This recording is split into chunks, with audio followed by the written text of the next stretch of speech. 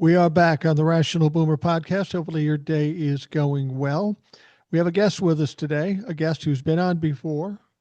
Has been a while, but he's back now. His name is Howard, and Howard lives in rural Minnesota, straight west of where I'm at. Never met in person, but he is a fellow Minnesotan, and he's, with all the shit going on, there's some things that he wants to talk about. So Howard, thanks for coming back. It's been a long while, but it's good to see you again. Thanks for having me. This is getting serious. We need to do something about it. It is getting serious now. You live in rural Minnesota, and much like most other states, it's it's very red out there. It's very red in rural Minnesota. You live in the middle of that. Now you have a couple of things working against you. First of all, you look like a Trumplafuck, much like I do. But you are a blue dot in a wave of red. But you also have farmers and other people out there that are now suffering the consequences of this dumbass's strategy. So what's the atmosphere out in rural Minnesota at this point? You know, I think they're I don't know. I hate to say, Mike, because I have a whole different opinion than most of the people out here. Farmers are very red. I think, Donald Trump said they were going to help the farmers out. I think they're going on that. But what he does, what he says and what he does is two different things. Exactly. And I kind Exa- of, it kind of pisses me off because their income affects my income. And, you know, we haven't sold a bean to China this year. It's got, why should that affect me? But it's going to. But here's another scary part about that. They're maybe willing not to vote for him again, but that don't mean they're going to vote Democratic. They're going to just vote for a barn burning Republican. You know what I mean? They're not going to change their allies. They're just going to change their vote. So, from what you've seen from farmers out there that are taking a hit from Donald Trump's ridiculousness, do you see any changing attitude about this red community? Are people saying, "What the fuck is going on with Trump, or are they just standing by him no matter what? They'll take their beating and still support Trump?" Yeah, I think they'd take their beating and still support Trump. Wow. That's what scares me. And if they don't decide not to support Trump, they're going to stay Republican. They or not vote at all. They'd rather vote for a different Republican or not vote at all than vote for a Democrat. Well, now keep in mind if they decide not to vote at all, that's a win for us too. The fewer Republicans that decide to vote just because they're frustrated, that's a win for the Democrats. So that's good. You had a special event today. We were texting back and forth, and you're out in Western Minnesota, and you had a chance encounter with a celebrity. Why don't you tell us about Well, that? he's a celebrity to me. My the governor came out here for President Day today, and and the 4-H put on the food for him when he came and ate at lunchtime, and it was just we, they sent us an email. I think out here they actually had a harder time getting volunteers because it is so red. Yeah. And when my wife told me that, she had to work today, so she couldn't volunteer. But when my wife told me that, I said, "You email the 4-H back and tell them I'd be honored to do anything they need." And it was, oh, I had a fun day because I got to do a video, pictures with the governor. I believe in our governor. He feeds the school children. He his first teaching job was on at Pine Ridge. Our governor is such a people person. He was so approachable today. Well, It was that's the thing about it. Of course, if you didn't catch, he referred to him as our governor of Minnesota, Tim Walz, and he is a very approachable, very intelligent, very articulate guy. Um, I would imagine when you live in rural Minnesota, and I've always struck me as it's hard to understand, but these people in the red communities, they absolutely hate Tim Walz. They hate him. And I mean, what did the guy do that causes them to hate him? It just, I mean, okay, you don't like him because he's Democrat, but he's done nothing but good for the state. Why do they hate him so bad, and why do they want to undercut him every chance they get? That's the part that I don't understand. They think Democrats are out. I don't know what they think. You know, when he stepped out of his SUV, we were serving food. I stepped out of line. And he come over. I says, Tim, I'd like to get a picture with you. And he says, come on out here. And I says, well, I want my daughter too. And then when I was standing there with him, I told him, I said, thanks for running, with Kamala for president and vice president. I said, there was no way I could vote for a pedophile because I knew there were Republicans standing within hearing distance of me. I don't know because what has he done that's so bad? I'd like him to name just one thing. You know, they don't have a bandwagon to jump on with him. No, no, no, they don't. And when you texted me, you told me that you were going to meet up with the governor. I jokingly said, hey, Howard, tell Tim what up from me." And I was just joking about it. I didn't think you'd really do it, but it sounds like you did do that. I did do that, and he has listened to your podcast. You always say Wow. people don't listen, but you got a pretty. I'm not saying he's a follower, but you've had a lot of people tune in through the last Wow, three, that 4 years. yeah, that's surprising that he would have even listened. But I'm flattered that he did, and if he listens more often, I'll just put this out there in case he's listening today. About before the election, I sent a note to his office. I said, "Listen, I'm nobody, but I'm Minnesotan, and I support you. Why don't you come on the podcast?" And it ran through so much rigmarole and so much bullshit. I just let it go.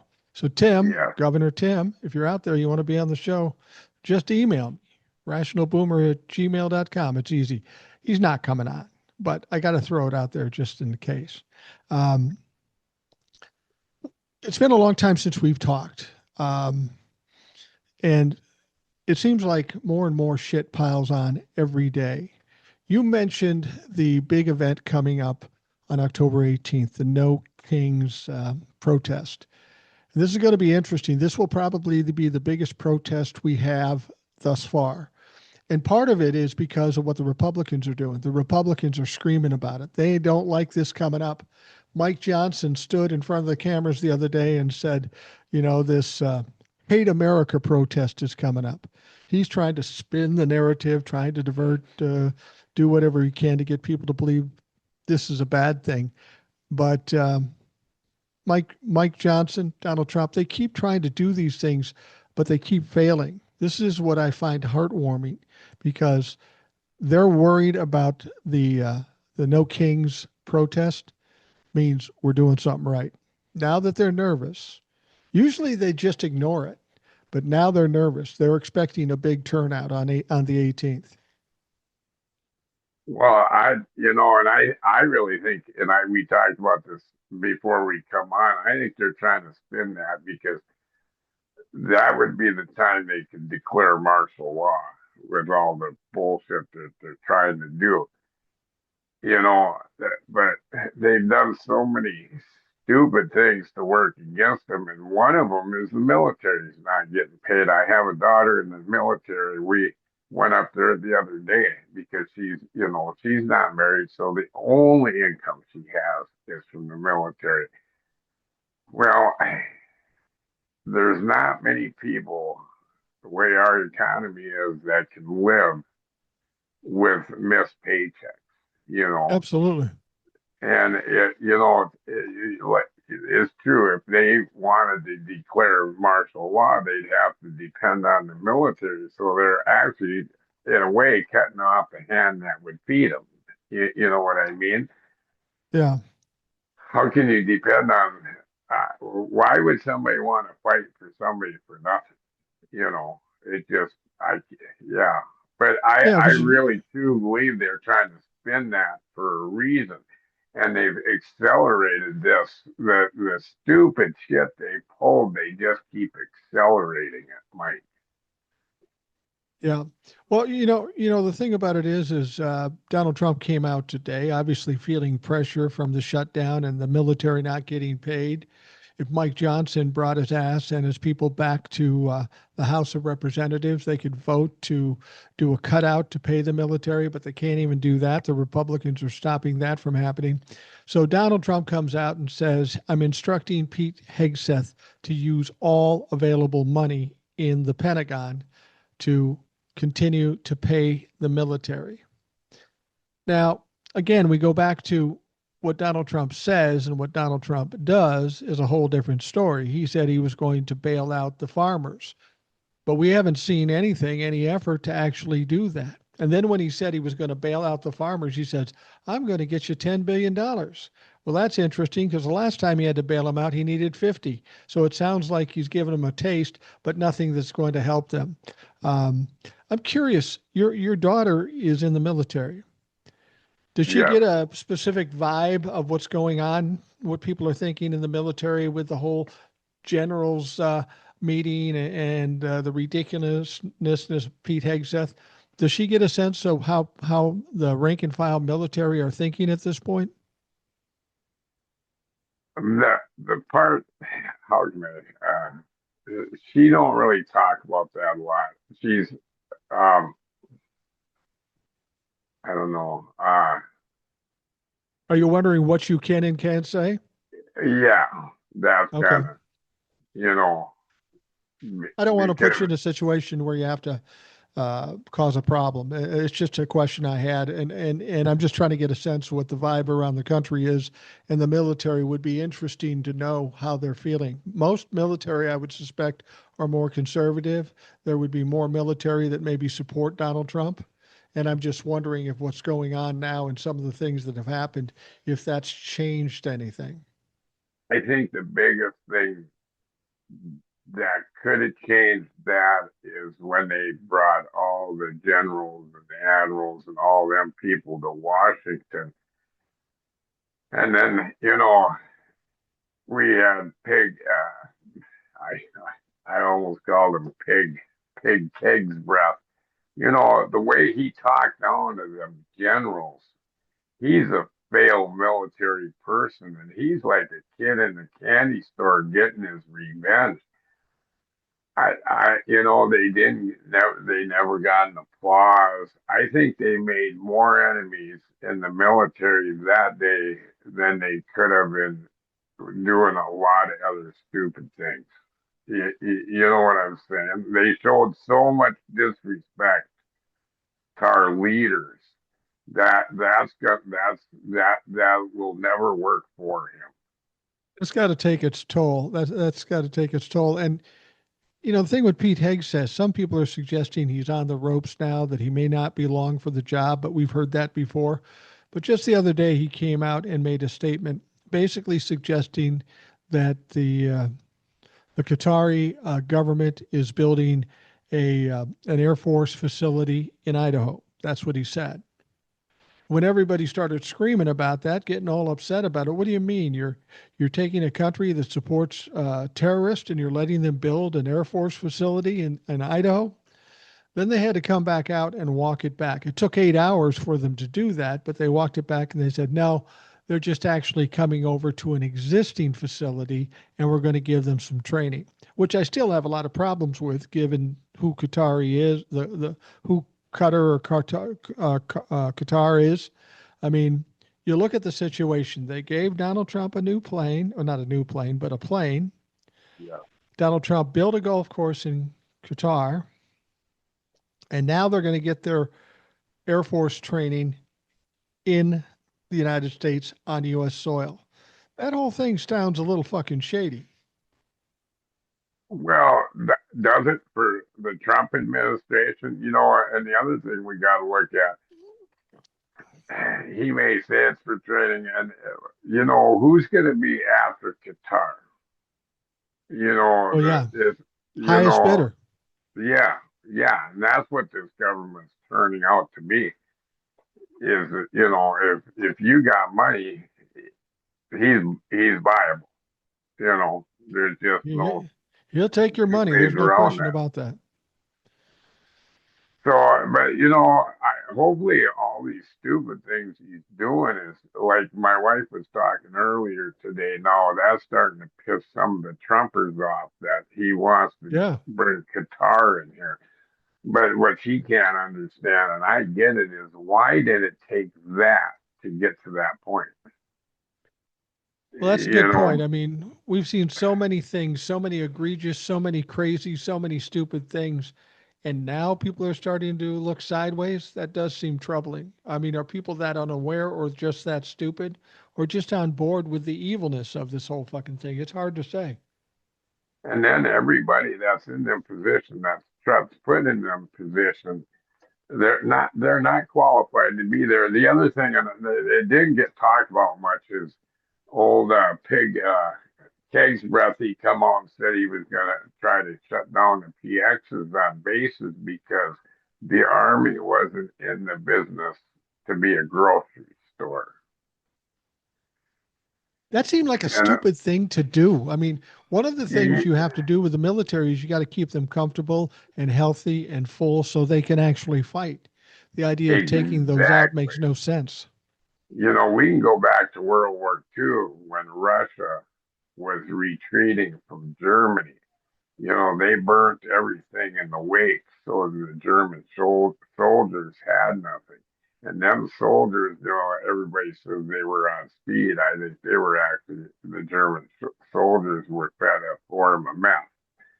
But, you know, you can only go so long on that too. But that's what saved Russia is by cutting. They didn't have their own supply lines. Germany did. They depended on what was left behind, and when they burnt everything that got left behind, then they couldn't eat. Right.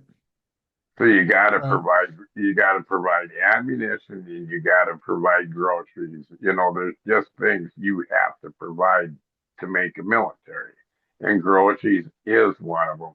To have our top leader say that groceries isn't one of them just shows you the incompetency in our leader. Yeah, exactly. And of course, with the military, not only are we looking at the possibilities of this protest, how they might be involved or whatever, we've got the two cities that Donald Trump's been getting pushback from. He wanted to send the military into Portland. Judge said no. He tried to play a game. Judge said no. And he said, well, you know, I might invoke a insurrection act, or some of his people around him said, just do it anyway, which is almost as troubling. Now, the same thing has happened in Chicago. An appellate court has said, yeah, you can't send people in here. You can keep federalized the National Guard, but you can't send them in. It's going to be interesting to see how he responds to this. It could be one of two ways. He could either double and triple down, as he is known to do, or he could just forget about it and move on to fuck up something else. It'll be interesting to see what he does with these two situations. I truly think he's going to double and triple down just because he's trying to lead up to something here. Hope I'm wrong. Well, you know what, Howard? I talk to a lot of people, and a lot of people will say the things you are. Oh, he's going to do this, or he's going to do that, or he's planning this, or if he does this, this will happen. You're forgetting one very important fact that we've validated for the last 10 years. No matter what Donald Trump does, he will He fuck it up. fucks it up. Yeah. He will fuck it up. Uh, one thing I'll say about, and I kind of jump around this. I'm kind of scatterbrained, but I was talking to one of my customers just the other day, and he says, "Yeah, this," and he's a farmer. And he says, "Oh, this bean situation is a mess, don't you think?" And I said, "Mess? It's a fucking failure." I said, "There's no way to describe it." I said, "A year ago, how many beans did we sell to China?" I said, "How many beans have we sold this year?" It's not a mess. It's a failure. Let's call it what it is. He got real quiet. I figured he was probably a Republican, but I mean, if you're a Republican, that's fine. But if you're also a farmer and you've lost all your money, I mean, let's be honest. Last year they bought, I think China bought $20 billion worth of soybeans, right?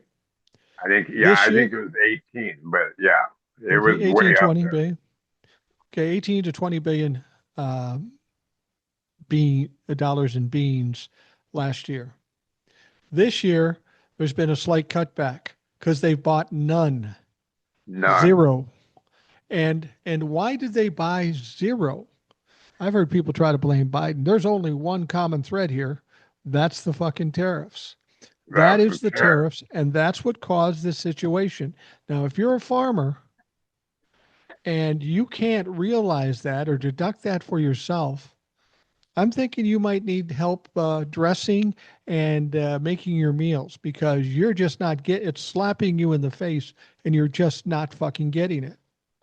Well, and the other thing, and I think where you're getting the 20 billion is the 20 billion is he gave it to, I always want to say Peru, but it was Argentina, Argentina. Argentina, and then they took that money and made their soybeans cheaper, and they sold that many dollars worth of soybeans to China. But we gave them the money. Trump gave them the money to do it with. So not only did he fuck the farmers, he took their He subsidized it. welfare money and sent it to Argentina. He said, not only you don't buy our soybeans, but I'm going to give another country money who can give you soybeans so they can sell them to you cheaper. I mean, it's like he Yeah. purposely went out to fuck over the farmers. And that's my problem. The farmers have been fucked over once in the first term, didn't learn a lesson, are getting fucked over in this term. Now, Donald Trump is talking about a bailout, but here's the problem. In the first bailout, $50 billion. This bailout, $10 billion. It ain't going to help. It's going to not going to make anybody whole if he even does it. And we've seen no movement for him doing it. We've heard a lot of talk, as we always do, but no movement to actually get that money to go to the farmers. And then let's come back to the real stupidity of this situation is they may not vote for him again, but they'll vote for Republican before they'll vote for Democrat, even if it's the Democrats that fucking bail them out. Yeah. I've been thinking about this, and everybody keeps this fight between the Democrats and the Republicans, and I have some issues with Democrats as well as Republicans. Not as bad, but they have some issues too. They do And too. Yes, they do. I think the two-party system is a good idea. I don't know that Democrats and Republicans are the best representatives of a two-party system. I'd like to submit another idea for a two-party system, and then it will be pretty clear what you decide to do. There's the side that's on the right side or correct side of history, the decent people, or the people that are on the wrong side of history, the people that are wrong and are fucking idiots. There's no gray area in between. You're either one or the other. You don't even have to join anything. It's just all about behavior. You want to vote for the people trying to destroy this country? Well, then go do that. But if you want to do the right thing, whether you're Republican or Democrat, you need to be on the right side of history. Everybody wants to have these clubs and tell everybody, well, you got to be a Democrat or you got to be a Republican. It depends on when it was. Right now, it's horrible to be a Republican. But there have been times when Democrats have made some foolish or poor Yeah. choices and things. We've got to get back to the point where it's not about our members of Congress are making money or getting money stuffed in their pockets from APAC or any of the other lobbyists, and they're just doing our bidding like they're supposed to. But that's where the problem lies. We need to get the Republicans out because they are the worst of the worst. But then we've got to really bear down and make these fuckers work because it's been too easy on them. They've been able to do what they want. And as far as I'm concerned, the only two parties are the good party or the bad party. Whichever one you're in, fucking commit to it. Exactly. And I hate to say this, but if you vote a straight party ticket, you're not voting for the best person for every position. Oh, hell no. You know, but we gotta vote where we can put out the fires and then pick up the mess and go from there too. We gotta have a mess to pick up, and if people keep voting what they're voting now, we're not even gonna have a mess to pick up, Yeah, well, you know. that's exactly it. And that's one thing people have to understand. When Donald Trump is done, and make no mistake, he's going to be done at some time in the near future. He had his physical, his second annual physical, which makes no sense. We're now hearing there were some extensive tests being done, which you don't do in physicals. It had to be something else to this. But I don't know if you heard this. Did you know that Donald Trump, when he had his physical, um, he also got his COVID booster and flu shot? Don't you find that ironic? Yeah, I do. You know, I wonder what JFK thinks about his Lord and Savior getting the COVID booster. I'd like to see him ask somebody ask that on camera, but the way that this regime's going, it'll be the last question that reporter gets to ask on camera because he won't never be allowed back in there. That's another thing that we haven't talked about. But yeah, they want to get them, but you shouldn't get them. It's kind of do as I say, not as I do, right?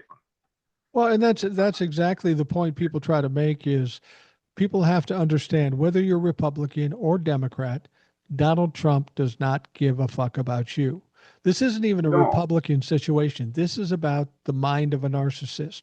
They're only yeah, about benefiting themselves. They don't care about anybody else. They have no empathy. They have no sympathy. They don't care about other people. They're sociopaths as well. And because of that, they will only do things that benefit them. And if you get hurt in the process, so what? They don't that's care. okay. Yeah, And that's why they don't want us to get vaccinations and why some dumb fucks buy into the bullshit stories that RFK Jr. tells. yeah. How about the autism is the circumcision? Yeah, autism is caused by early circumcision. You know, Yeah. if I was in one of them meetings and that's some son of a bitch told me that, I don't think I could quit laughing. Yeah. They'd have to stop the meeting for a while. That when I heard that, I I I almost burst before I could get in the house and tell my wife that. Well, that's That the funny thing. When we first started this, it was about the evil and the mean stuff that Donald Trump wanted to do. It's all about the cruelty. But now, as we listen to what's going on in the news and what Donald Trump says and what some of his cabinet say, it's absolutely ridiculous. It's silly. It's like they sit in a room someplace and go, "We can say pretty much everything, anything, and they'll believe it." So they just pull shit out of their ass and they say it just to see if it'll work. yeah, it just makes no sense. But who can on the other hand, who can you say that Donald Trump has put in any position that has been qualified to be there? I'd like to name. I'd like to hear of one qualified person that he's got. The closest person he has to somewhat qualified in their position, and just wait till I'm done before you laugh. The most qualified person he's hired to be in the cabinet would probably be Marco Rubio because he was a senator and he was in Congress and he would be a reasonable choice. Maybe not the best choice in normal circumstances, but he's far and away the best choice in Donald Trump's situation. That said, that would only be a good choice if Marco Rubio was working on his own mind and his own reputation and doing what he thought is right. Unfortunately, Marco, like all the rest of the fucks, have been co opted by Donald Trump. So he is just a conduit for the stupid shit that Donald Trump wants to do. So he's not qualified. He's a horrible Secretary of State. But in the beginning, he was probably the most qualified to take that position. And qualified or not, how can these people go through and do what they're doing and expect that they'll never be held accountable? And the other thing Yeah. is, Donald Trump is not going to live forever.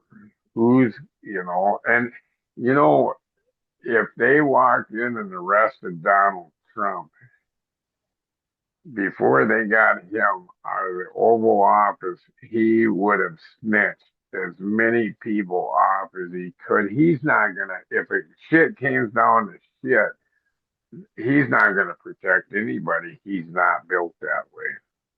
No, and I think when it comes down to that, Donald Trump won't be in a position to protect anybody. He'll either be out of office or dead. I mean, if RFK, this is the one time I wished RFK was right, RFK Jr. was right. Donald Trump got his COVID shot on Friday. By Monday, he should be dead based on what RFK Jr. was suggesting. So let's keep our fingers crossed on that one. Um, but I think when Donald Trump is done, the only way he leaves is if he's incapacitated or dead. And when that ridiculous power that he has over these people is gone, you're going to see a lot of different shit. And when the Democrats get control of the House and the Senate, you're going to see a lot of investigations.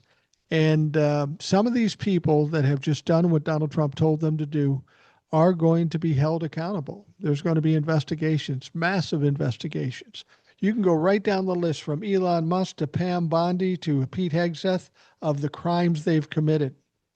They are going to have to answer for them ultimately. There's a 5 year, what is there, a 5 year statute of limitations? So by 2028, we're still only in year four. So there's plenty of time to take these motherfuckers down.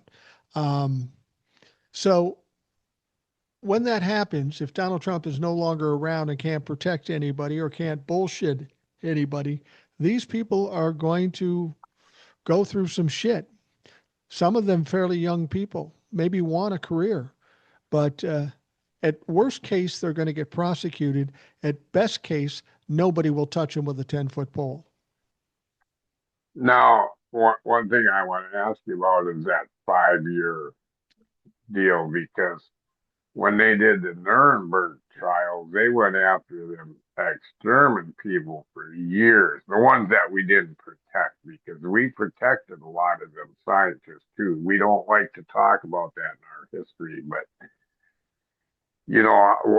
why is there a statute of limit, such a short statute of limitation on there? I mean, I didn't know there was.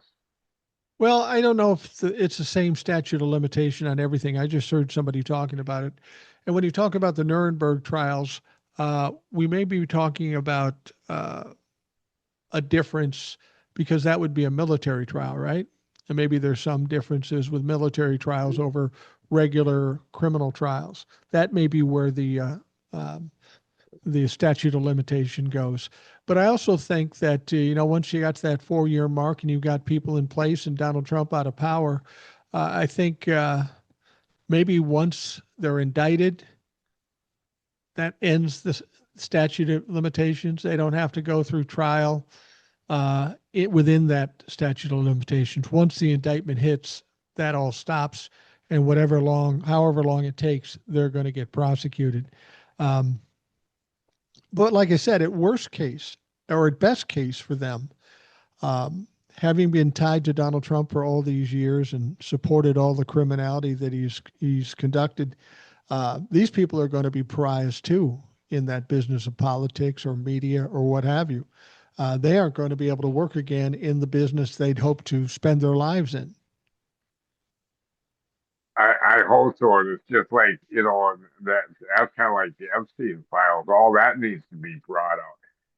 I don't care if it's past the statute of limitations because once it's brought out, it's going to ruin the people. And it's just like these political things that's happening, even if it's past the statute of limitations, they've ruined a lot of people's lives by what they're doing. I think their life needs to be ruined too. Now, I heard Yeah. something.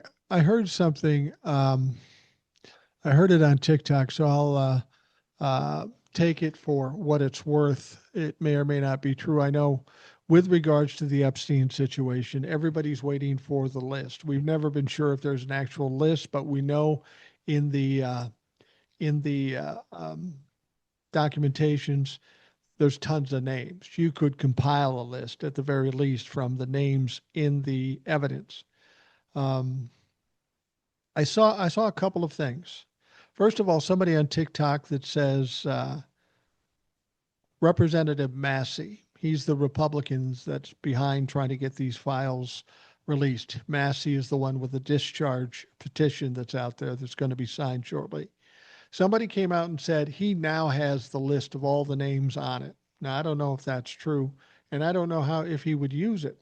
I saw another video where, and I don't know why she would have done this, um, but Pam Bondi was in a restaurant and she was talking to somebody, and there was a microphone that picked up what she said. And again, is this AI? Is this true? I don't know.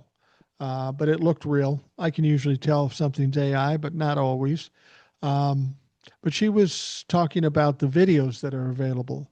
And she said to this woman, there are 10,000 videos of children being abused by Jeffrey Epstein and others, which is contradictory to what she said when she suggested nothing here, nothing there. There were no clients. This all is going to come out eventually. Donald Trump won't live forever. Pam Bondi and these other fucks don't have the power to keep this stuff hidden. It may take until after Donald Trump dies, but this evidence is going to come out, and it's going to blow the roof off the place. It's going to be that crazy. Well, that and the other thing that we have going for us is the people that are the victims are still alive.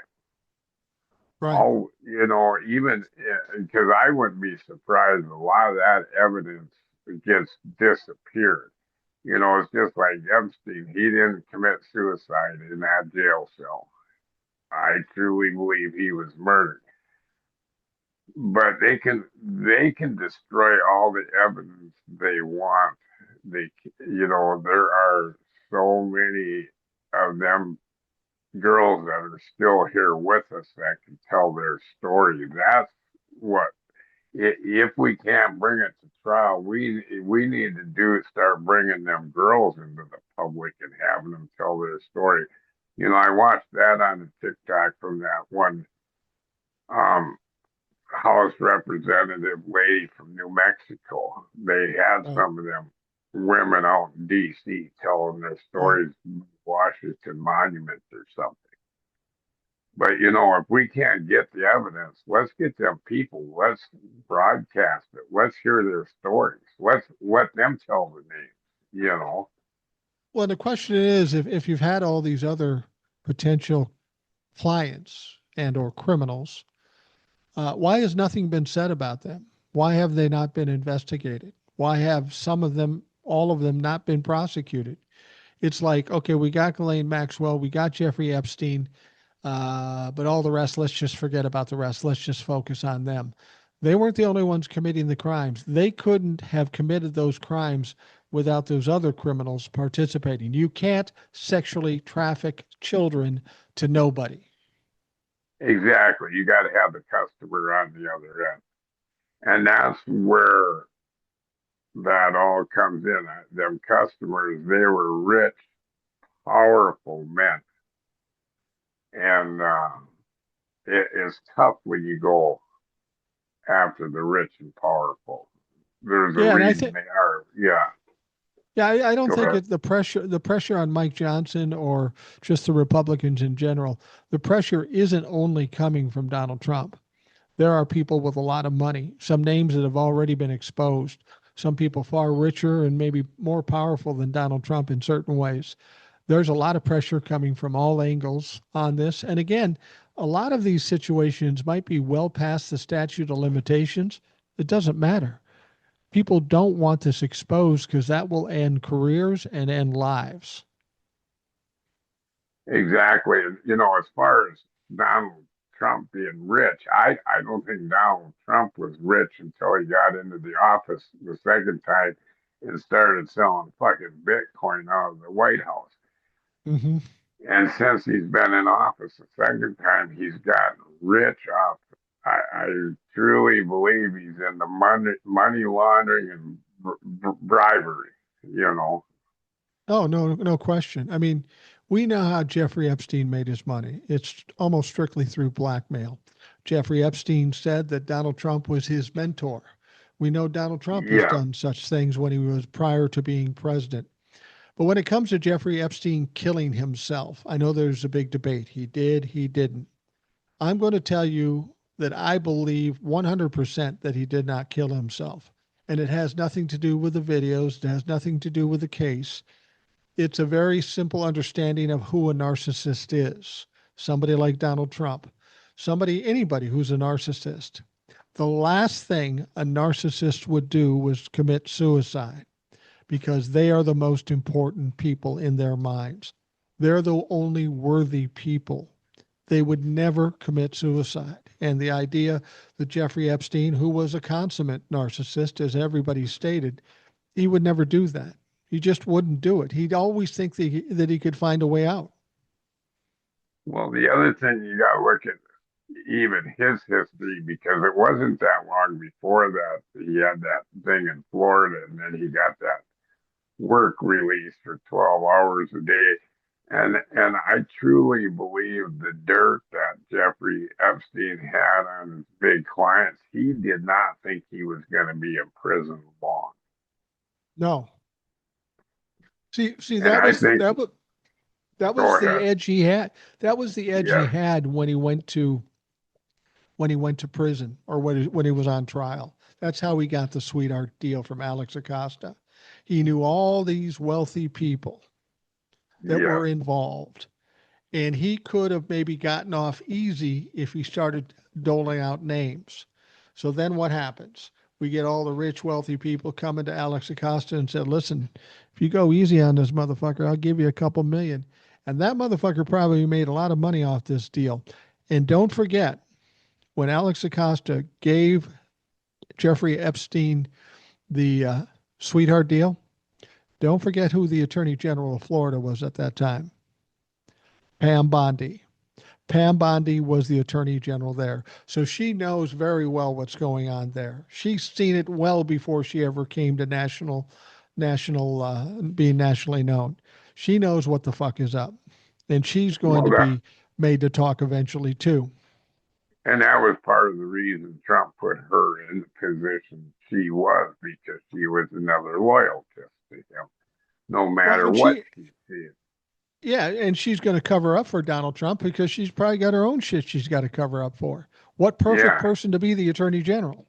and as long as we're going back to Epstein, I, I truly believe that Epstein was a protege of Donald Trump. I think and I've done, I've heard this out on TikTok too that Charlie Kirk's wife was a winner of one of Donald Trump's beauty pageants, and then did She she go to was. Romania, and she got thrown out of Romania. She was oh, I couldn't even, I get for a loss of words. She was doing, oh, where you go over and do that. What's that Well, called? um, in Romania, what was she doing there? Yeah, Well, she was working with kids there allegedly, and the Romanian government come to realize there were a lot of missing children while she was there, and they accused her of doing something, trafficking children or something, yeah. and they kicked her out of the country. Now, some other people have suggested something else. It's interesting about Charlie. Charlie was just a guy spewing. He was on the internet and he was spewing um, Racist bullshit. racist bullshit and political bullshit, but he was fairly articulate and people were kind of accepting it. He didn't really explode until some billionaire gave him millions of dollars to build this Turning Point USA. And then all of a sudden, this geeky, dumb motherfucker hooks up with a very intelligent, very educated, very hot girl. What are the odds of that happening? Did they fall in love? Or is she a plant? Is she another person yet to control Charlie Kirk? Now, again, that sounds like a conspiracy theory, but look at what's going on in this country. Is anything beyond the pale? Is anything beyond belief anymore? There's nothing. I mean, everything you got to look at side eyed because it's all kind of suspicious. So Charlie Kirk does what he does.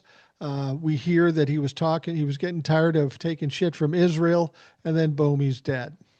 Now, nobody cares that he's dead as much as the Republicans wanted to make a big deal out of it.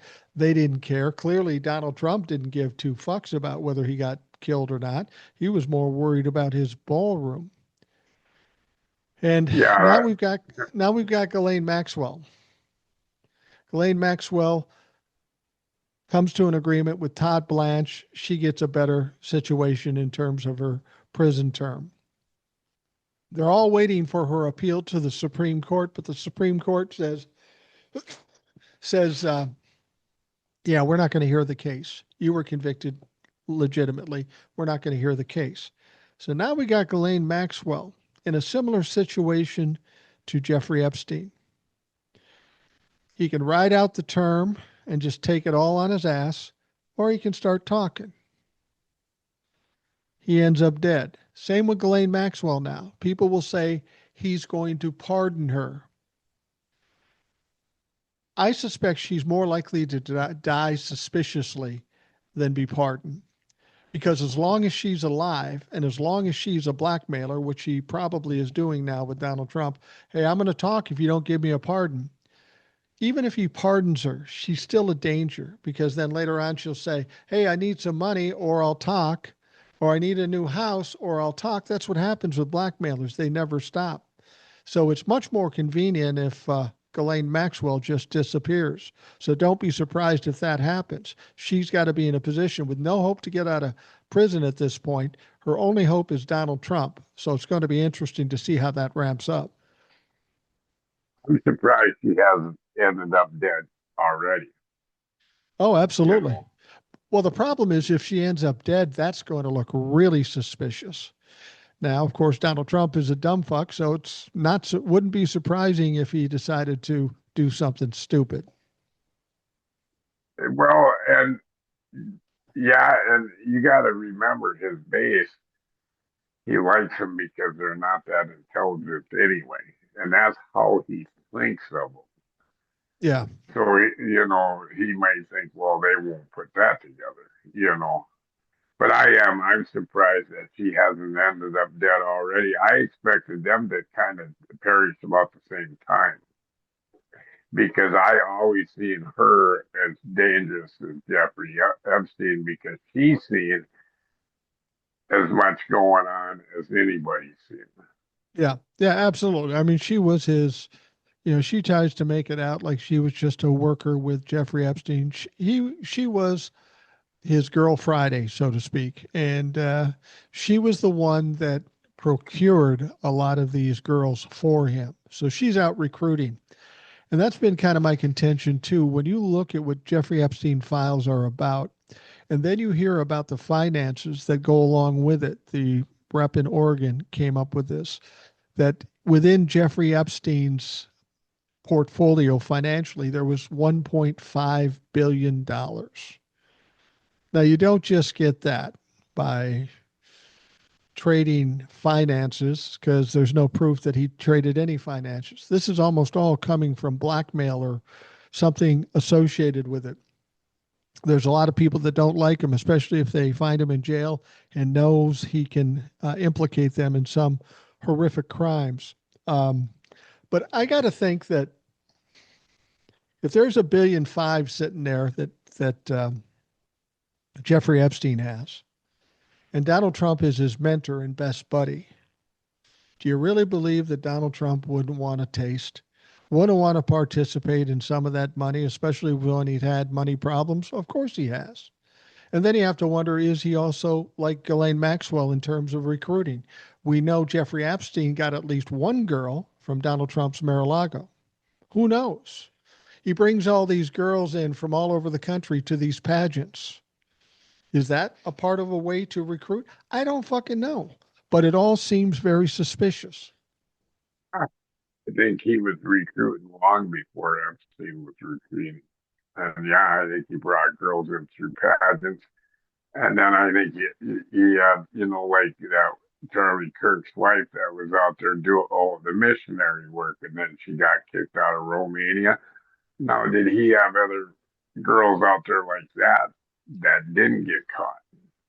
You know, Well, and that's how they did business too. I mean, if you hear the stories about Ghislaine Maxwell and Jeffrey Epstein, what would happen? They would procure these girls. And then what would they do with those girls beyond abusing them? They would teach them and train them how to find more girls. You'd get special treatment if you found more girls. The whole thing, it was like a big Ponzi scheme or a big pyramid scheme. I'm going to bring you in. You're going to benefit from all the money. Sure, you're going to have to do some fucked up stuff. But if you really want to be successful, go get some more girls. And then when those girls come in, they go get some more girls. So the idea that Ghislaine Maxwell wasn't recruiting, or even Donald Trump wasn't recruiting, or Charlie Kirk's wife wasn't recruiting, if she was entangled with Epstein too, it's crazy to think. I mean, this is like a virus that was going across the country with all these young girls. And we had one predator going after girls, and then he turned those girls into predators to go after more girls and so forth. It was a vicious cycle. and their clientele, they catered to the rich men of the world, and that's part of having that money is that feeling of that power. I think but they were good clientele base. And when you're dealing with men with that kind of money that you could ruin their lives, you have the perfect blackmail situation. Well, and think about how these rich people think. Say a rich guy comes in. Uh, I can't believe they would be stupid enough to not think there would be videos and there wouldn't be some blackmail involved. But once the rich guy did the deed and there was a blackmail video against him, why not keep doing it? You can't lose any more. I mean, one blackmail video or two blackmail videos or four blackmail videos. That's how they hooked him. It was like a drug dealer. You come in, it looks all good. The first one's free. Come on in. Now we got you. And at that point, it becomes kind of addictive, and there's nothing to lose because you've already lost if everything goes to shit. And you want to stay close to the people that are threatening you so you can stay on their good side. It's it's insidious as fuck. But here's the part that you're not thinking about. Okay, let's say that rich guy says, fuck you and your blackmail. Who can they turn them into without incriminating themselves? Well, that's true. That's But true. they don't think about the shit like that. No, they don't. They don't. That's exactly right, and that may be where they were all stuck together because somebody drops a video of rich guy with a young girl, and they get the rich guy, and the rich guy says, "Well, you got to let me off, and I'll tell you who started this thing and where this was." That's true. It is kind of a circle in that sense, and then everybody starts turning everybody in. That's why this whole society, it was almost like an understanding. I got you, you got me. Yeah, It's kind of like when gangs force a new member to go kill somebody, so they're just as culpable as everybody else in the game. They're on an equal level. yeah, yeah. That's a better way of looking at it, I think, because it actually turns into a vicious circle that they got going. So I'm about Wow. ready for a break if you are. You're ready for a break? All right, we'll take a Yeah, break. They won't know we're taking a break, but we will take a break. We'll pause good. here for a second. All right, we took a quick break. You didn't realize it because we didn't add anything in there that I know of, unless YouTube or somebody did. Um, but we are back with Howard. He is in western Minnesota. He's in a rural area. He looks like a Trumplafuck just like I do, but God help us. We're both Kamala Harris voters and Democrats for all intents and purposes. And you brought something up before we came back on, was the term woke. And I mean, here's a guy that lives in a red area who proudly proclaims he's woke. Oh, I live in I claim to be a blue dot in a red fucking sea out here. And when they bring woke up, I go, yeah, I'm proud to be woke. And I hate to say it, but most of the red people out here are the big, they claim to be big Christians. Well, where I went to church, it teaches me to be care about my neighbor, and being woke is caring about your neighbor. If your neighbor is hurt, you go over and help him. If your neighbor is hungry, you bring him a meal. That's what you do. I'm proud to be woke, but now woke in the last couple months because I Google it from time to time. It it means that, but it has taken on a political definition. And you Googled that? I did. Well, where it comes from originally, it's interesting. Um, it says here it's rooted in African American vernacular English. The word woke initially meant to be alert to social injustices and racial discriminations. In historical context, I don't know if you know this blues artist, Huddie Ledbetter, better known as Leadbelly, used the phrase stay woke in a 1938 song to warn black people to remain aware of injustice. It was used during the civil rights movement. The term was used to signal an awareness of systemic issues, encouraging people to wake up to racial inequality.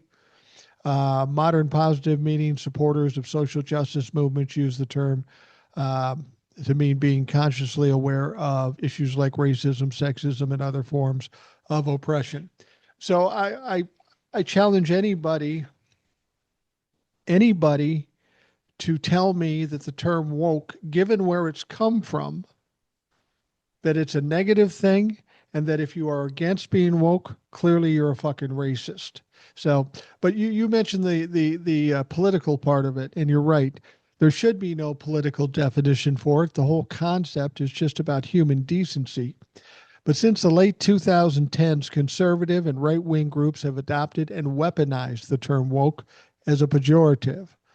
Catch all insult in the context, woke is used as a broad insult for anything considered politically liberal, progressive, or social conscious. It often deployed against specific progressive causes such as LGBTQ rights, diversity initiatives, and discussions of racial history. So, it's funny, being anti woke is similar to anti or Antifa, anti fascist.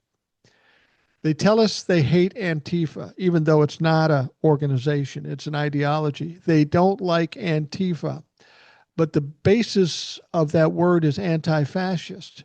So I can only think that if you are against Antifa, you must be a fascist. And if you're a fascist, well, nobody should like you. And the same with being woke, since it was an African American thing about injustice and that sort of thing. You have a problem with people trying to be aware of the injustices committed on their own fucking culture. That in itself is fucking racist. So you can be anti woke and you can be anti Antifa, but if you are, you're really revealing yourself for who you are. Well, that, and right now, I think the Republican Party is a very racist party. Oh, no question. And there's one more thing, and I don't know a lot about this yet, but we were talking about this on the way home. In our school, they may have a Charlie Kirk Day where they wear red, and the first thing I replied to my wife was, "Our daughter won't be going to school that day." I agree. And I think people should know we've talked about it before. Um, you're this blue dot in this Red Sea, as you acknowledge, in rural Minnesota. You also happen to be married to a lovely black woman, and your daughter is of mixed race. How does Yeah, that fucking go over in the middle of Hooterville in fucking Minnesota? that's funny because that's what we call it is Hooterville. Um, it's not easy. You know, People will smile and say hi to you, but how can I say this? I had a very good friend post something. here a couple weeks ago, and it was about Charlie Kirk and exalting him. And it's like, how can you exalt the most racist guy there is and not call yourself a racist? You know, And now think about your friend who has a black wife and a mixed race daughter. That's pretty fucking blind. That's stupid. yeah, yeah, and you know, I don't know how to explain this one either because I feel so stupid when I think about it. You know, I brought my wife out here because I grew up out here. Rural America is a beautiful place to have a family and raise kids, but I didn't realize we were as racist as we are out here. You know, obviously I'm not, but there's small things that come out. And now that I've been with my wife 20 years now, there's cues that she picks up on that I never even realized, and Oh, of I course. just, yeah, and, as I don't know, I didn't mention it to you, but now next month I'm going to get my first Social Security check, and I'll kind of retire, but I won't. But my daughter's 11, going to be 12. But when she graduates, we'll probably pick up and pull stakes because I think it's a lot harder for my wife to live out here than it is. Well, I know it is than for me to live out here, and I don't want to have her spend the rest of her days. I want to be someplace she can enjoy herself. Absolutely. Absolutely. It's bad enough she has to tolerate you any more than my wife has to Exactly. tolerate me, but then be put in the middle of redneck nation in Yeah. rural Minnesota. And I can say that because I live in Minnesota and I've spent some time in those redneck areas, and there's some even in the metro when you come to think about it. But I try to explain to younger folks, and you can probably relate to this. We're very aware of racism. There are people who are racist, and we are those folks that are against racism for obvious reasons. It's stupid. But I try to explain to some of the younger folks in the 60s and a good part of the 70s, racism was there and it was just accepted. It was just accepted. If you said the N word, it wouldn't have been any big deal. That's that's how short a time it's been since people didn't really give a second thought to whether they're racist or not. It didn't matter to them. It wasn't an issue any more than it was um, giving a woman equal rights. I mean, in the 60s, a woman couldn't have a credit card, couldn't buy a house without a man, couldn't buy a car without a man. I mean, I know I'm old, but it's not that long ago that this whole fucking country was pretty much made everybody but white men second class citizens or worse. My mother's 95. She remembers them days clearly. And I think if the Republican Party, the people that are running it now, that's what they're trying to get us back to. Not only with the racism, but they've taken so many rights away from women since they've come into power. There's a few categories of people that I just don't understand that can vote for the powers that are in, and that's veterans. I'm a veteran. How could we vote for a fucking draft dodging son of a bitch and minorities? How could you vote for somebody Well, that wants to deport everybody that ain't white? You know, yeah, and women. They get rights taken away every day by the Republican Party. Why would they ever vote? And if all them people just pull their heads out of their asses and vote accordingly, we'd never have to look at him again. I'll tell you why that works as far as I'm concerned. Republicans don't govern. They don't have policies. They don't even necessarily have platforms when they're running for a reelection. They do one thing. They talk shit about the Democrats. They carry the Yeah, narrative and tell everybody how horrible the Democrats are. And guess what? The Democrats don't do fuck all to change it. That's what's got to change. They've got to fight back because because everything I hear coming out of a Trumplefuck's mouth is just repeated from the standard Republican fare, and it's mostly lies. You know, all Democrats are weak. No Democrats have guns. Everybody's wimpy on the Democratic side.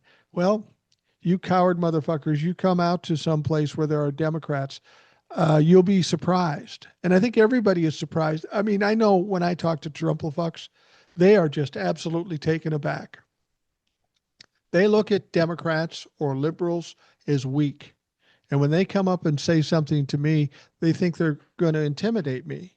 Well, clearly, you know, based on what you've heard over the years of doing this, I get back in their face. I give it to them exactly like they give it, and they are fucking surprised. They usually back off and run away because they're fucking cowards.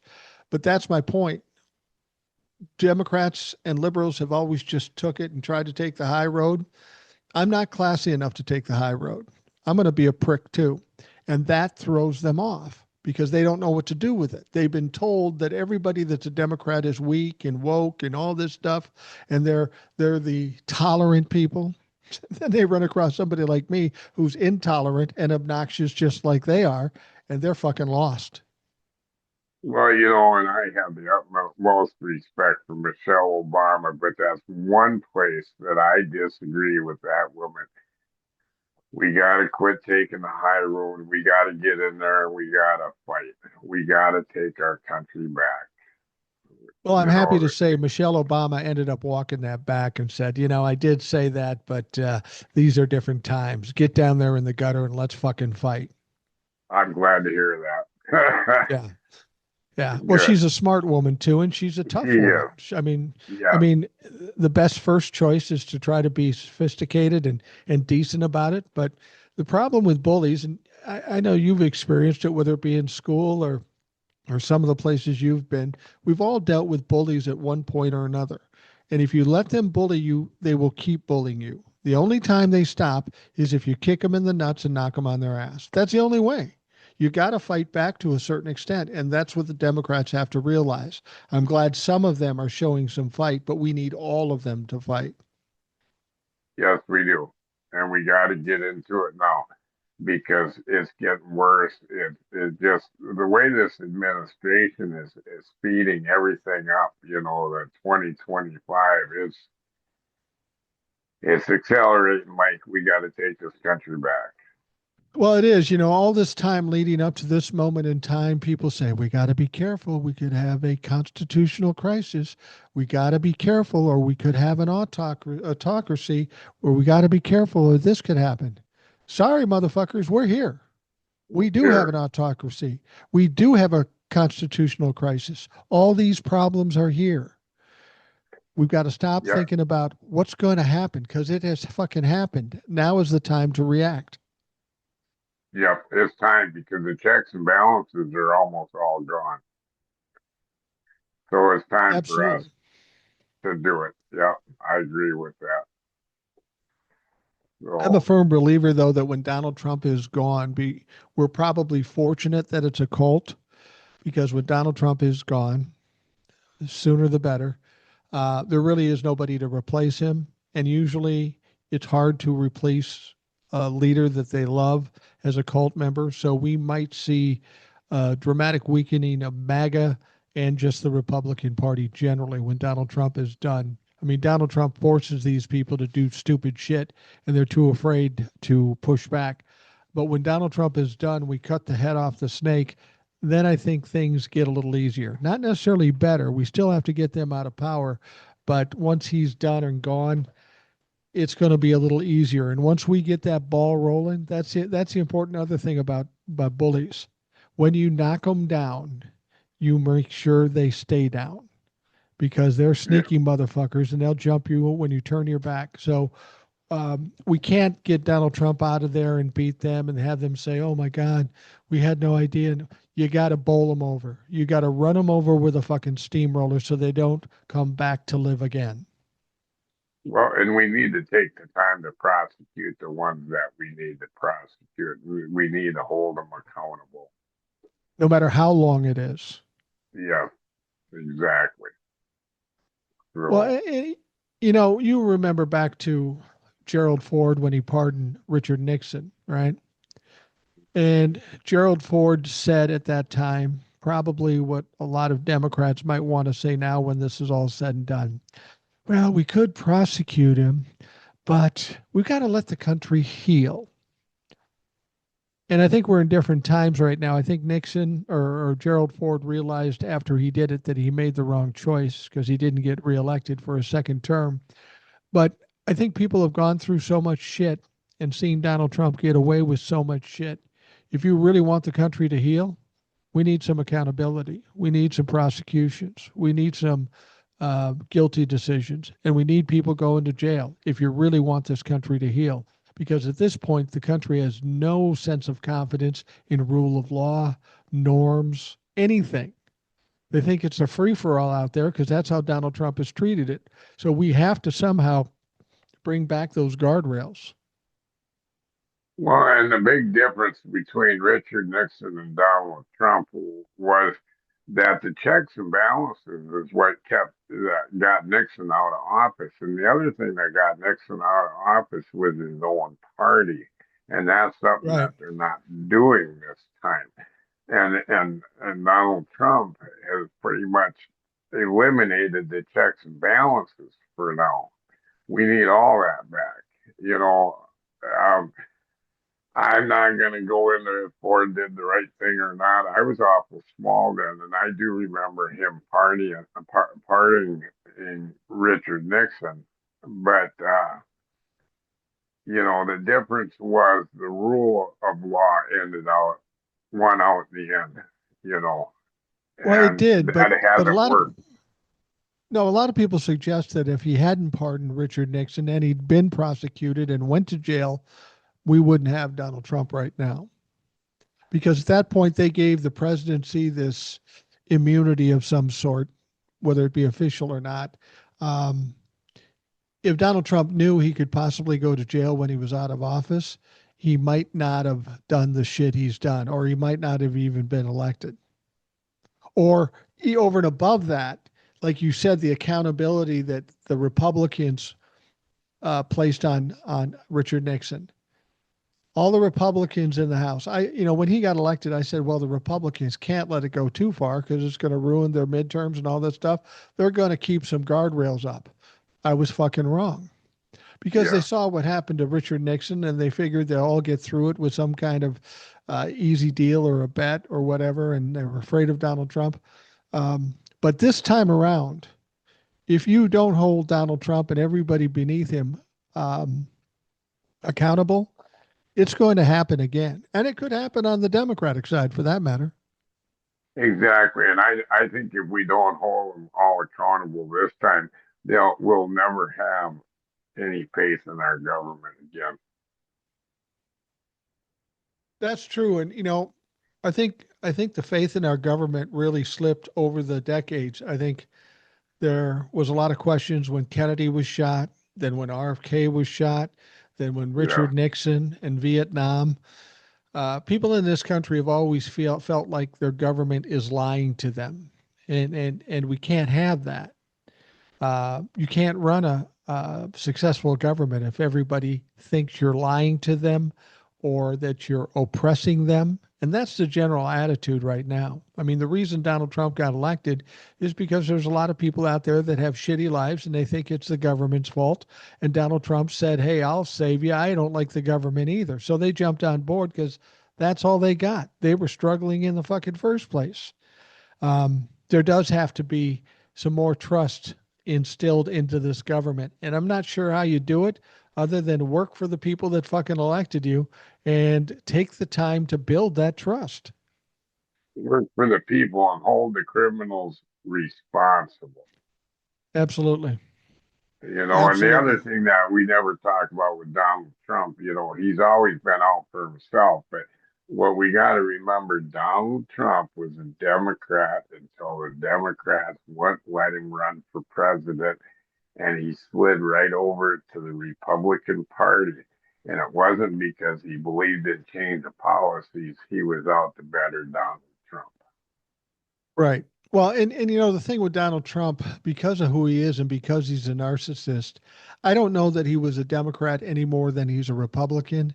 He just joined whatever group was beneficial to him, and if it wasn't beneficial anymore, he moved to another situation. Donald Trump doesn't believe anybody is worthy other than him. He thinks Okay. everybody should take a bullet for him. Everybody should get thrown under the bus for him. Saving him is the ultimate goal, and benefiting him is the only choice. So we're seeing that now with the vaccines and that sort of thing, and the tariffs. You got farmers struggling, and I'm sure there's farmers out there where you're at that are thinking, well, he'll bail us out. Donald Trump's on our side. Donald Trump has no motivation to bail out the farmers. He doesn't have to get reelected again. He can't get any more from them. If they fold up and die, that he doesn't care. He can say he's going to bail them out, but when is that going to happen? They're kind of tight for money now. Yeah. And I like that he said he was going to bail him out. Nothing's happened so far. I just have a hard time feeling sorry for people, the people that voted him in. So my message to the Republican farmers is go buy more land, go buy a bunch of machinery. Let's see some faith in your vote. Exactly. And you know why I don't think Donald Trump will bail him out. And if he does, it won't be enough Nothing to because gain, like you said. there's nothing to gain. Um, but I've talked many times about my father, who was a narcissist, and he had a fair amount of money and stuff. Uh, so he was kind of like a mini Trump before Trump came to power in politics. And that's why when Donald Trump became a candidate for the presidency in 2015 and 2016, I knew exactly who he was. I recognized the way he talked, the way he did things. And here's what I know about narcissists, like with my father. He made all kinds of promises to me and my siblings, very rarely came through. He was all about getting the adulation and getting the smiles up front, but when it came to coming through with what he promised, he almost always took a shit on that. And that's what Donald Trump does. He tells us he has a deal with China, a tariff deal. Oh, great. Donnie's got a deal with China. Then China says, no, we don't. And then China does something else. I don't know if you heard this story. China put a bunch more restrictions on selling rare earth minerals. Yeah. Okay. And rare earth minerals are important for cell phones and computers and all kinds of technology. It's absolutely crucial. And we got 90% of our rare earth minerals from China. Okay. Now all of a sudden we're not getting as much, and now they're putting more restrictions. And Donald Trump got mad at them and said, "Okay, we're going to put 100% tariffs. We're going to do this," and then the stock market drops by about 900 points. That's Donald Trump. Let me suggest this: prior to Donald Trump being president, how much did you hear about rare earth minerals? Not hardly at all. Most people didn't know what they were. I know I didn't know what they were. And we had no problems getting the rare earth minerals. When did we start getting problems with getting rare earth minerals? When Donald Trump put on the fucking tariffs. So this is what he does. He creates a problem because he's a dumbass fuck up, and then he tries to save us from it, and then he fucks that up in the process. So if there are technology corporations out there that are upset we aren't getting enough of the rare earth minerals, you've got only one person to blame. That's fucking Donald Trump. Yeah, and I'd have to agree with you. That's something I'd never heard about until we started having problems getting them. You know, and then here's the other thing we got to remember: the farmers are valuable to the Republicans, and they're valuable when they go broke because And I'd have to study this, but didn't our vice president or was it the leader of the House? Didn't they form a group to buy a bunch of that acreage? Because, when people are going bankrupt, you get to buy that shit for pennies on a dollar. Well, JD Vance is part of a company that buys farmland and corporatizes it. So yeah, there is that, and there is some motivation for members of Congress to be upset about farmers because they're going to lose their votes in the next election, 2 years or 4 years down the road, and or 6 years down the road, 2 years or 6 years, two for the House, six for the Senate. But Donald Trump doesn't care about that. He doesn't care about whether they're going to get reelected or not. And they should be realizing that now. When it comes down to the bailout, it's going to be Donald Trump. I mean, Jesus Christ, he's grabbing money from everywhere. Where did he get the money to do the Doge thing? Where did he get the money to send $20 billion to Argentina? Where does he get the money to pull out of the Pentagon to pay the military instead of just finalizing the continuing resolution? He's grabbing money from everywhere. And what I've known about people who are like him, my father, when they start getting tight for money, they start robbing Peter to pay Paul, Hey, Paul. and then they end up in a fucking heap because they're buried under the fucking debt and the problems. So that's what Donald Trump is doing to the country right now. Well, and the other thing you would talk about the money he did to, spent to do the Doge thing. How about all the money they supposedly saved from doing the Doge thing? Why are we going more in debt when they're saving us so goddamn much money? Let's use some of that. Well, that's a good point. And the fact is they didn't save any money. They probably cost us money. You heard about They're the going to shutdown cost us. and Yeah, how Donald, I'll give you an example how incompetent Donald Trump and his people are. With this shutdown, he tried to threaten the Democrats by saying, well, then I'm going to do mass firings in the federal government, hoping the Democrats would say, oh, no, please don't do that. We'll do anything you want. But Donald Trump's dumb. They're not going to do that, given the situation with the health care. But they fired 4,000 people just yesterday, I think, or today. They fired 4,000 people. And guess what? They fired 1,000 people from the CDC by mistake. Now they got to call them back. This is our fucking government going out firing people willy nilly and then realizing, oh, we fucked that up, so we'll hire them back. You're messing with people's lives, people's pensions, people's families. How do you think that's going to fucking play over time? It's just the military is not getting paid. How do you expect to get anything accomplished if the only person who gets money is Donald fucking Trump? exactly. Exactly. And you're right. He fucks up everything he does.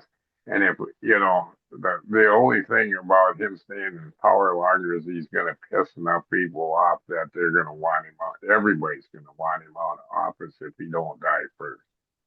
I agree, but don't you think we should be there by now? I mean, how much more you got to fucking I do think before you piss everybody off? I don't see how he got elected the second time. I think we were on the podcast together the night before the election, and that's you can always call yourself the rational boomer, and being rational, there was no way Kamala Harris could lose.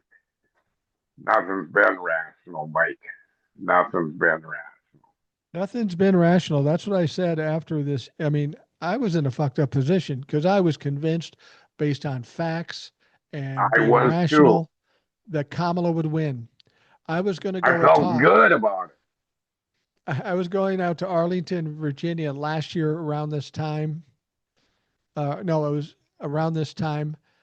No, I was going in November after the election, and prior to the Yeah, election, these women that listened to me and asked me to come speak at that thing. I was in a Zoom meeting with a bunch of them because they were nervous about the election. I said, don't fucking worry about it. Don't. There's no way she can lose. There's no way it'll be fine. She's not going to lose. So I do that. November 5th happens. She loses. Then I got to go to that fucking conference and face all those women. And they came up to me and they were very nice. But one lady hit me on the shoulder and goes, fuck you, Mike. And she was joking. She was joking, yeah, but I don't blame her for doing that.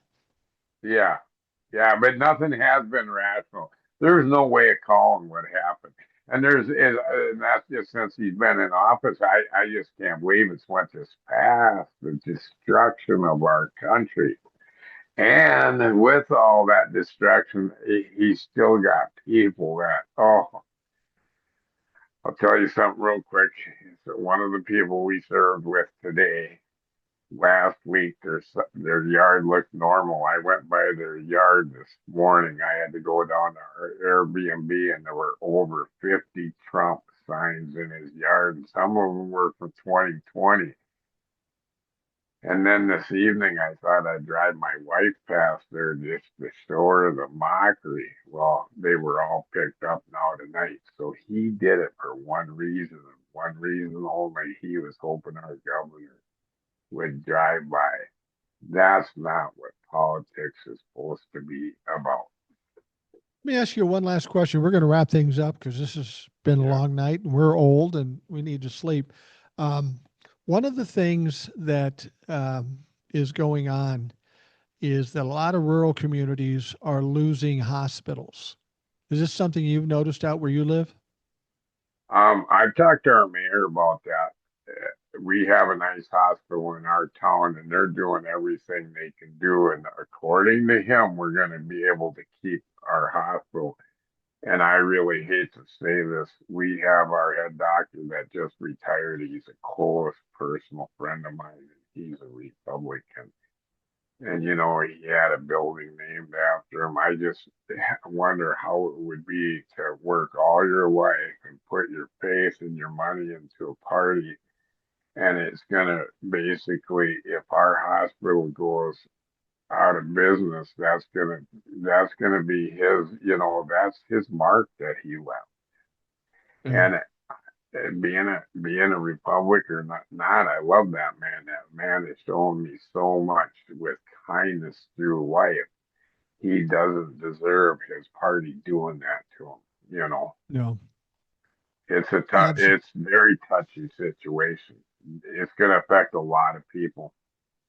it is, and it's going to affect a lot of people very negatively and maybe put people in danger. If you're seriously sick and you have to go 45 Yeah, minutes to find a hospital, that's going to be a problem. There's no question about that. or have hospital help to get you.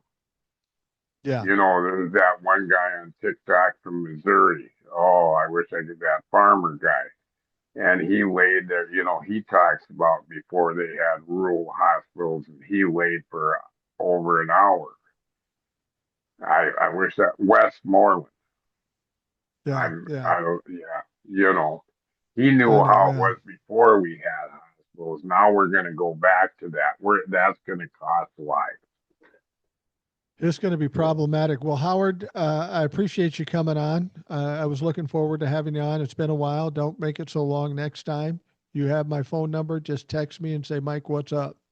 And we'll set it up one way or another. But I appreciate you coming on and give my best to your wife and your daughter. I will, Mike, and I appreciate that I can get a hold of you because the first time I emailed you, I didn't realize the second time I hadn't pushed the button. Me and email, we don't always get along, I guess. Well, I did. I had a problem with my email is that I started subscribing to all these services. I figured I'd be able to catch up stuff. Fucking emails are buried. I got to get rid of those subscriptions because I need to hear from the people. And sometimes I miss that. So when I got somebody coming on the show, somebody who's a regular on the show, I just say, just fucking text me. I'll get that Yeah, every time. yeah, I'm and not going that's to the give way my I number am out too. to everybody, but No, yeah, I hear you. So, no, I appreciate that. Thanks for having me on again. I did get burnt out there for a while, but we got to take control. We have to take control back before we can. So, I absolutely agree. Those of you listening, I want to thank you for taking the time. I hope you have a great day and we will talk to you again tomorrow.